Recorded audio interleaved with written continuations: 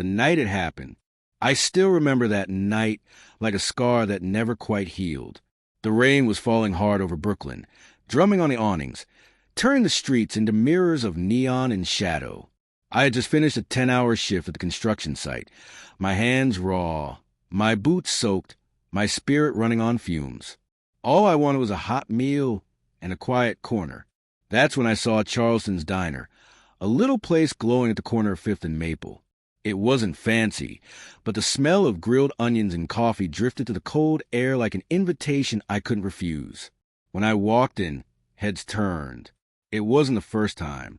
It never is when you're a tall black man in work clothes entering a place that smells like money and judgment. Still, I smiled politely and took a seat by the window. A waitress approached. A woman in her 30s, blonde hair tied too tight, lipstick drawn like armor. Her name tag read Megan. She didn't smile. "Coffee?" she asked flatly. "Please," I said. "And maybe a burger, medium well." She scribbled on her pad, but didn't move. Her eyes scanned me. My muddy boots, my old jacket, the calluses on my hands. "You sure you can afford that?" she said. At first, I thought she was joking. I let out a nervous laugh, but she wasn't smiling.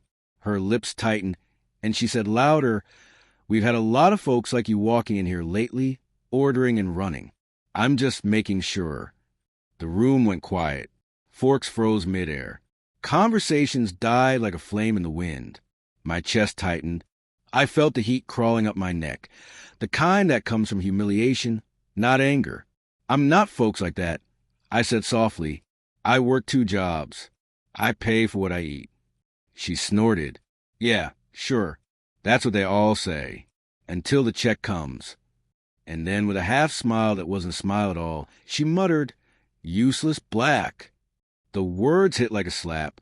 My first instinct was to walk away. My second was to shout, but I did neither. I just sat there, silent, trembling, while she turned and walked off like nothing had happened. I stayed seated for almost a full minute, eyes on the table, heart pounding. When I finally stood, the manager was at the counter. He had seen everything. Everyone had.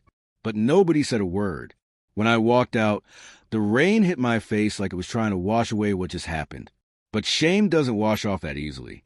At home, the silence felt heavier than usual. My little apartment on the 3rd floor was small. Just a single lamp, a sofa, and a photo of my mother on the wall. She had raised me alone, working as a cleaner for families who never learned her name. Her words echoed in my head. "Michael, you can't control what they call you, but you can control what you answer to." I sat on the couch, soaked, furious, replaying that moment again and again. Her tone, the laughter behind me, the look in her eyes. Something inside me broke that night, but something else was born too. A decision. The next morning, I put on my cleanest shirt and went back to the diner. Not to fight, not to shout, but to face it. When I entered, Megan saw me immediately. Her eyes widened, like she'd seen a ghost. "Look, I don't want any trouble," she said quickly, stepping back. "You won't get any," I replied calmly. "I just came to talk." The manager came over, cautious. "Sir, maybe it's best if—" "No," I said, firm but controlled. "It's best if you listen." I took a breath, then spoke, voice steady but full of fire. "Last night, your waitress called me a name no man should ever have to hear. I didn't come here to ruin anyone's job. I came here to remind you that respect isn't a privilege, it's a right." A few people had turned their heads by now. Even the cook peered through the kitchen window. Megan folded her arms. "Look, maybe I said something I shouldn't have, but—" "Maybe?" I said sharply. "You called me useless. You looked at my skin and decided who I was. But let me tell you something, Megan. My skin has carried more weight, built more walls, and held more dreams than your words ever could." The diner was silent again, but this time, no one looked away. I placed a $20 bill on the counter. "That's for the coffee I never got," I said. "Use it to clean the table where you left your hate." Then I walked out. For the first time in years, I didn't feel powerless. But I didn't feel free either. There was still something burning inside me, a question that wouldn't go away. How many others had sat in that diner, heard the same words, and walked out without saying a thing? That night, I couldn't sleep. I sat at my desk and started typing. I didn't even know what I was writing at first. Just memories, pain, thoughts about dignity, about worth, about the invisible bruises words can leave behind. By morning, I had written nearly 10 pages. That's when I made another decision. If nobody was going to speak for us, I would. Over the next few weeks, I used every break, every spare hour to turn those 10 pages into something bigger, a story, a message. I called it Voices at the Table. It wasn't just about me. It was about everyone who'd ever been dismissed, humiliated, or labeled before being seen. It was raw, honest, too personal to share. But I posted it anyway, online on a small blog that maybe a few dozen people would read. Or so I thought. By the next morning, it had over 40,000 views. By the end of the week, it had been shared across the country. People wrote to me, strangers, telling me about their own stories, their own pain, their own diners. The post had become a movement. And then one morning I got an email. Subject, Charleston's Diner. From Megan H. I froze. The message was short. You don't know me, but I owe you an apology. I lost my job. I deserved it. But there's something you don't know about that night. Can we meet? Please. For a long time, I stared at the screen, torn between anger and curiosity. Part of me wanted to delete it, to let her drown in her guilt. But another part, maybe my mother's voice again, whispered, if you close the door too soon, you'll never know what change looks like. I typed back 3 words. One chance. Tomorrow. The next evening, I waited outside the same diner. The neon sign still flickered, the same hum filling the night. But now, the place was almost empty. Megan arrived late, her hair damp, her eyes tired. She looked nothing like the woman from that night. I didn't think you'd come, she said quietly. I almost didn't, I admitted. She took a breath, then said something that stopped me cold. That night, I wasn't angry at you. I was angry at someone else. And if you knew why, you'd understand everything. Her eyes welled up, but before she could explain, a black sedan pulled up across the street. 2 men stepped out, watching us closely. One of them lifted his phone. The other adjusted his jacket, like he was hiding something inside. Megan's face went pale. Michael, she whispered, they're not here for you. They're here because of me. Shadows of the past. The 2 men stepped out of the car like ghosts in press suits. They didn't rush. They didn't need to. Their eyes said everything. Watchful, silent, dangerous. Megan froze beside me, her breath short and shaky. Michael, she whispered, please, don't say anything. Just act normal. Normal?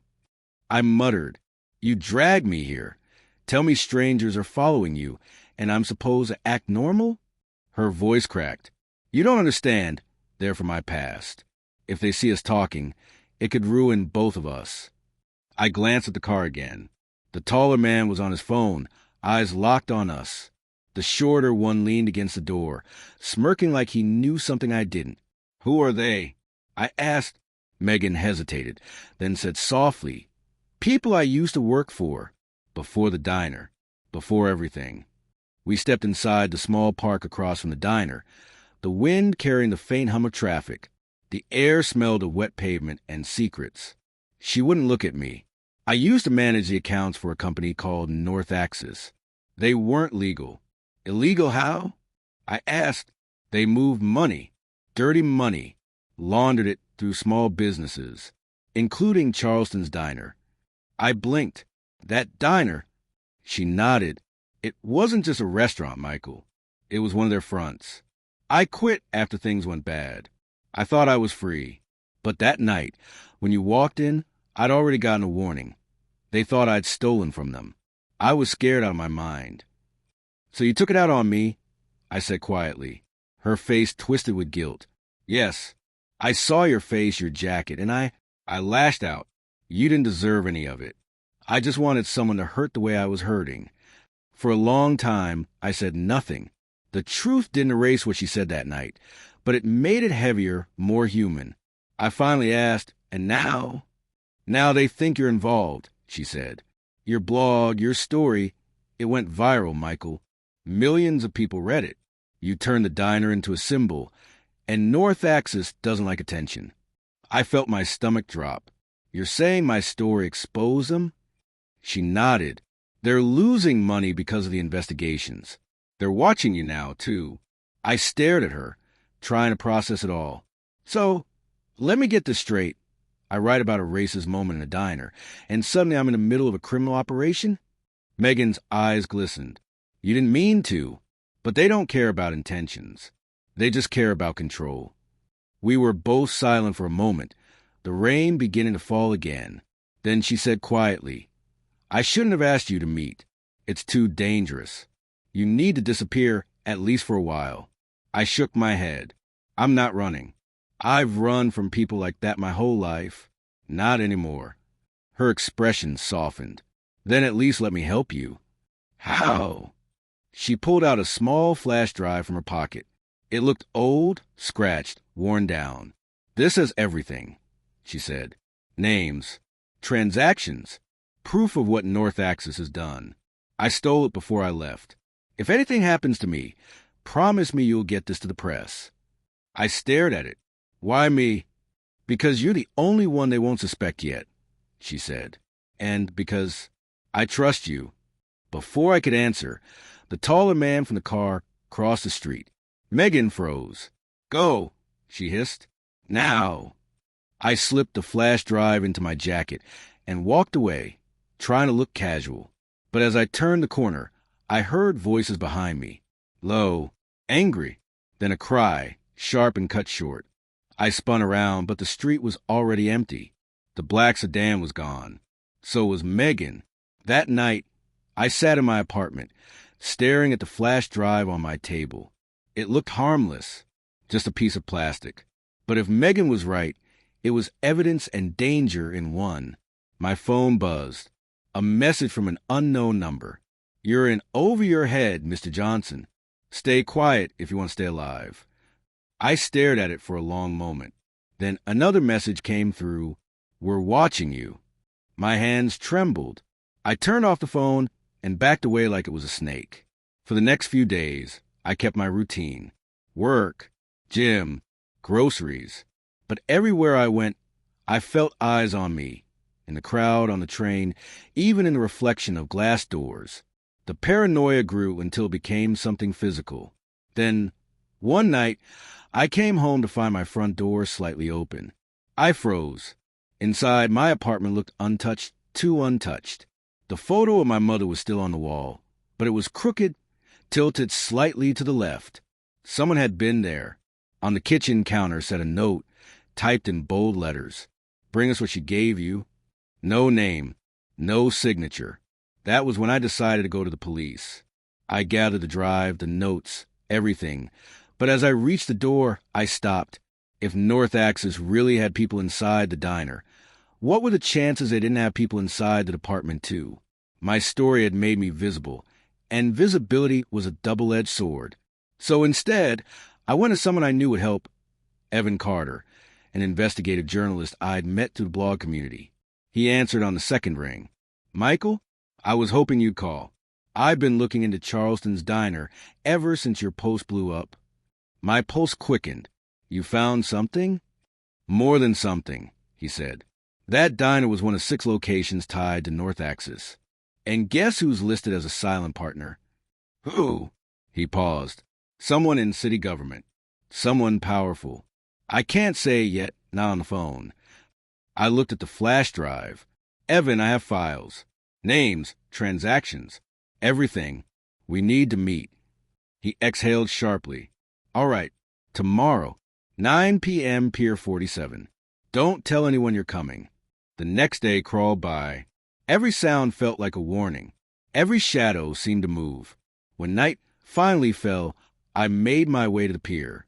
The fog was thick, the air cold. Evan stood near the railing, waving me over. "You brought it?" he asked. I nodded, holding up the drive. "It's all here." He smiled, relieved, almost proud. You did good, Michael.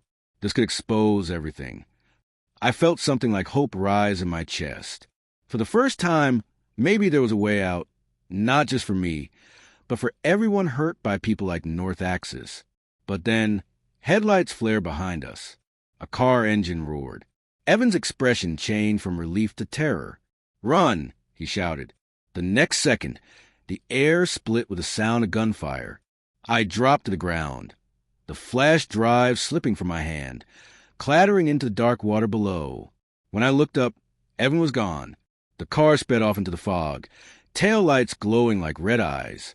And then silence, just the sound of waves and my own heartbeat. I stumbled home in shock. By the time I reached my apartment, there was another note on the door. This one said, "You should have stayed quiet, Michael. The story ends when we say it does." I stood there, the note trembling in my hand, and for the first time in my life, I realized this wasn't about a word in a diner anymore. This was war. And somewhere out there, Megan was either running or dead. Either way, the truth was now mine to carry. The truth beneath the noise. The city never slept, but that night, neither did I. Every shadow outside my window looked like a threat. Every sound like footsteps. I'd lost the flash drive. Evan was gone, and the message on my door replayed in my mind. The story ends when we say it does. But I couldn't let them write the ending. Not this time. I packed a small bag, laptop, passport, the old photo of my mother, and left before dawn. The streets were empty, mist crawling across the asphalt. I had no plan, no backup, just a truth too heavy to bury. I kept replaying the last moments with Megan, her words, her fear. They're not here for you. They're here because of me. That meant she was still part of this, maybe even deeper than I realized. If I could find her, maybe I could find the truth. The first lead came from Evan's notebook, which I found in the folder he'd given me the night of the shooting. Inside were handwritten notes and an address circled 3 times. Warehouse 6, Red Hook Docks. The handwriting was hurried, desperate. I didn't think. I just went. The docks were deserted, a graveyard of old containers and forgotten freight. But Warehouse 6 had lights inside, soft, flickering like candles or computer screens. I slipped through a side door. Inside, the air smelled of salt and rust. And there she was, Megan, alive, pale, exhausted, sitting at a laptop surrounded by open files and stacks of paper. When she saw me, she didn't scream. She just closed her eyes as if she'd been expecting me. "You shouldn't have come," she whispered. "Neither should you," I said. "They think I have the drive." Her lips curved into a tired smile. "That's the point." I frowned. "What do you mean?" "I made copies, Michael. Dozens. I sent one to you because I knew they'd come after me. You were never supposed to open it. You were supposed to draw their attention." Realization hit me like a punch. "You used me." She looked away. "I didn't have a choice. If they thought you had the only copy, they'd leave me alive long enough to finish this." "This?" I asked. She gestured to the screens. Dozens of documents filled them. Spreadsheets, offshore accounts, names of politicians and businessmen. It was all there. Everything North Axis had tried to bury. "This is the proof," she said. "Evan helped me collect it. Before he was killed." I clenched my fists. "Then let's send it out. Expose them." She hesitated. "It's not that simple. You send this out without protection, and we're both dead before sunrise. We need a partner, someone big, someone untouchable." We sat in silence, the hum of her laptop filling the space. Then I remembered something Evan had told me once. If you want the truth to survive, don't hide it, amplify it. What if we make it too big to kill? I said. Megan frowned. "How?" "Live stream it," I said. "Everything. Every file, every name. Let the whole world see in real time. No one can stop what's already public." She looked at me, half terrified, half impressed. "That's suicide." "Maybe," I said, "but at least we go down telling the truth." We worked for hours. She uploaded the files to an encrypted stream. I drafted the words that would go with them. When the clock hit 11:57 p.m., we went live. The feed open with my face, tired, scarred by sleepless nights, but steady. 3 months ago, I walked into a diner for dinner and left with a scar that changed my life. A woman called me something no one should ever be called. I thought that was a story about hate, about prejudice. But it wasn't. It was the beginning of something much darker. Megan sat beside me, silent, her face pale in the glow of the screen. Behind that diner, I continued, was a network, one built on money, corruption, and fear. They silenced people, buried evidence, and controlled voices. We're here tonight to make sure that stops. Then Megan clicked the file. Hundreds of documents appeared on screen. Each one live-streamed to thousands, then tens of thousands of viewers. Names, dates, evidence. The truth laid bare. The first 10 minutes were chaos. Comments flooded the stream. Reporters started tagging each other. Within an hour, the hashtag voices at the table was trending worldwide. But then, the power cut. The screens went black. The hum of the warehouse vanished into silence. A single pair of headlights cut through the darkness. "They're here," Megan whispered. We ran. Through the back door, down the alley, our footsteps echoing against the wet pavement. A gunshot cracked the night, then another. I ducked behind a container, pulling her down beside me. "Keep moving," I shouted, but she didn't. Her hand clutched her side, blood seeping through her fingers. "No, no, no." I pressed my jacket against the wound. "Stay with me." Her breathing was shallow, eyes wide. "Promise me they don't win," she whispered. "You're going to be fine." I lied. Her hand reached for mine, trembling. "Tell them I was sorry." Then her eyes closed. Sirens wailed in the distance. Police. Reporters. Too late. I stood, shaking, staring at the lights of the city, bright, distant, uncaring. The live stream was gone. The servers destroyed. But before it went dark, before the power cut, the files had already spread. Thousands had copied them. The truth was alive and unstoppable. Days later, the news exploded. Government officials were questioned. Accounts were frozen. Protests filled the streets. They called me the man who lit the fuse. They called Megan a whistleblower. They called it the Charleston leak. But I didn't feel like a hero. I felt like a survivor standing in the ruins of something he couldn't undo. One morning, I received a small envelope with no name. Inside was a photo of Megan and me at the diner, captured by the surveillance camera that night. On the back, a single line was written in neat, cold handwriting. "You changed the story. Now live with it." Months passed. I moved cities, changed jobs, tried to disappear. But the story followed me everywhere, online in whispers, in the eyes of people who recognized my face. And yet, something else followed me too. Letters from strangers. Messages from kids who'd read my blog and said, "You made me believe I could fight back." People who called me not useless, but unbreakable. It didn't erase the pain, but it gave it meaning. One evening, I returned home to find a small package on my doorstep. No name, no address. Inside was a flash drive, identical to Megan's, and a note. "The story isn't over. There's another layer. Look deeper." I stared at it, heart pounding. Who sent it? Was it another threat or another chance? The city lights flickered outside, and for a long moment I stood there, the same way I had that night in the diner, deciding who I would be next. The same rain began to fall, soft and cold against the window. I smiled faintly and whispered, "I'm not afraid of the storm anymore." Then I sat at my desk, plugged in the flash drive, and the screen came to life.